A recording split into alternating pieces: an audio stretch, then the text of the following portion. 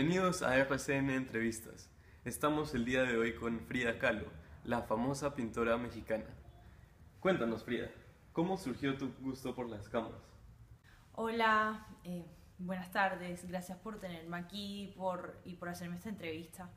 Y primero que todo, mi pasión por las camas comenzó porque yo tuve un accidente a los 19 años que me dejó inválida por 9 meses en mi cama y por eso mis padres me construyeron un caballete donde era posible dibujar y poner los cuadros apoyados al caballete y así yo pude pintar durante esos 9 meses y hice bastantes cuadros y por eso comenzó a mi gusto por las camas porque fue donde yo pasé la mayor parte de mi vida.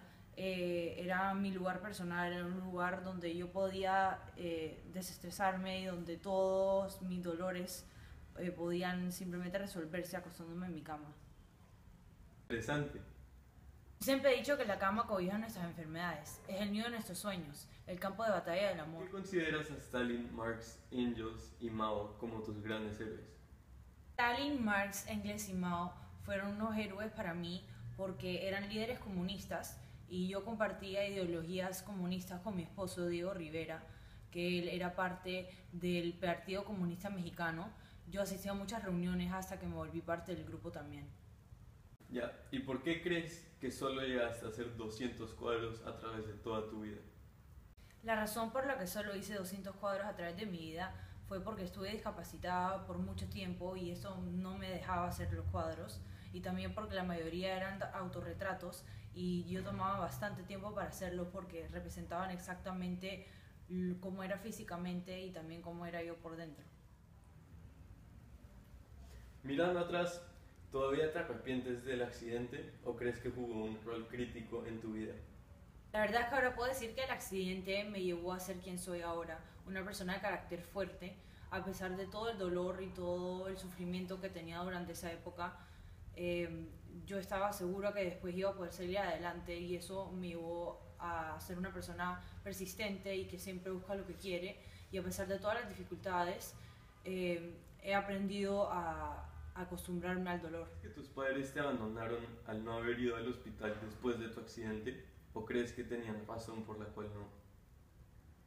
Mis padres no fueron a visitarme después del accidente, sino después de un tiempo. Mi padre estaba enfermo y fue a visitarme después de 20 días. Y mi madre no podía verme en ese estado, entonces fue a visitarme un mes después. Yo creo que ellos sí tienen una razón por la cual no ir. Era porque se preocupaban mucho de mi estado y no me querían ver de esa manera. Entonces yo no los culpo y yo no pienso que ellos me abandonaron. En cambio, ellos estuvieron apoyándome después del accidente por muchos años y estuvieron pagando mis medicinas y estuvieron apoyándome para que me mejorara. Así que yo no creo que ellos hayan sido capaces de haberme abandonado. ¿Por qué no te divorciaste de Diego antes de que se acostara con tu hermana si sabías que se estaba acostando con otras mujeres? Yo no me divorcié con Diego antes de que se acostara con Cristina porque él me apoyaba económicamente porque en ese momento era el pintor más famoso de todo México y él me abrió las puertas al mundo de la pintura porque me hizo conocer a personas que me influenciaron a hacer los trabajos que he hecho hoy y yo sé que Diego me hubiera llevado a ser una mejor persona en el mundo del arte y sin él no hubiera podido llegar a donde estoy hoy en día. ¿Arrepientes el haber conocido a Diego? No me arrepiento de haberlo conocido porque era el más apasionado defensor de mi arte y el que más apreciaba mi trabajo. Era el que me impulsaba a ser mejor persona. ¿Es que Diego de cierta manera satisfacía tu necesidad de tener hijos? Ya que el accidente que tuve a los 19 me dejó sin poder tener hijos con el vientre fracturado, Dios se convirtió como en un hijo mío en el segundo matrimonio. Por ejemplo, yo le preguntaba como mi niño, ven acá, ¿quieres una frutita? Y él me respondía con una voz muy tierna y de niño, chi. Esto me hacía sentir como una madre y yo lo bañaba en la tina con esponja y yo le llevaba su comida siempre. Los años de vida fueron miserables. ¿Hubieras preferido haber muerto antes? Sí, mis últimos años de vida fueron miserables por las múltiples operaciones de mi espalda, la amputación de mi pierna y mis heridas estaban comenzando a podrir. Esto era mucho dolor, por lo cual me tomaba 2 botellas de licores al día. Aunque pude pintar pocos cuadros en esa época, pienso que yo estaba destinada a acostumbrarme al dolor y a morir de esa manera. ¿No es irónico que el último cuadro que pintaras se llamara Viva la vida, considerando el estado en el que estabas?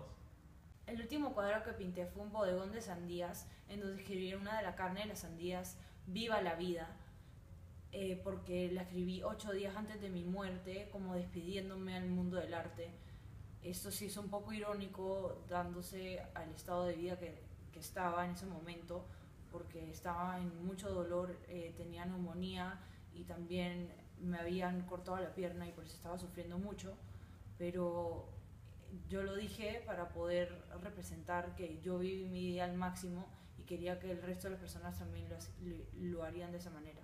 Muchas gracias, Frida, por venir, y me he dado cuenta que eres una mujer muy fuerte y con un carácter muy bueno y una mujer ejemplar. Gregorio, por tenerme acá en RCN Entrevistas. Eres un muy buen periodista.